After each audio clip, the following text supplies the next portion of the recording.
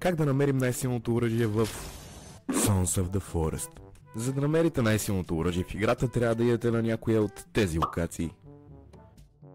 Няма абсолютно никакво значение къде ви е спаунат, просто бъдете сигурни да помогнете на Келвин веднага, щом започнете играта.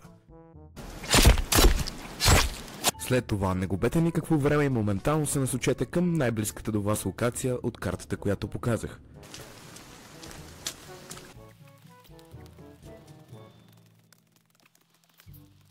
Щом се приближите, на вашия радар ще се покаже ето тази синя иконка, тя индикира именно оръжието.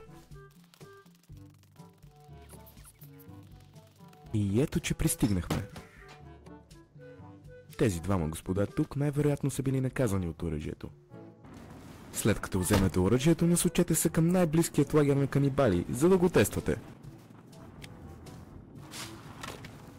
В моят случай, още докато пътувах, срещнах един желаещ да бъде наказан от невероятната мощ на оръжието. Битката приключи доста бързо. Както сами може да видите, оръжието е достатъчно силно, за да ваншотне всеки един враг от видът на канибалите. Дори и да танцуват. Че дори и някои мутанти са непосилни срещу мощта на оръжието. И ето как за по-малко от 10 минутки се здобихме с невероятно количество лут, което може да съберем на спокойствие. Ако видеото ви е харесало и ви е било полезно, най-вероятно не, но все пак може да харесате и да споделите с вашата survival дружка.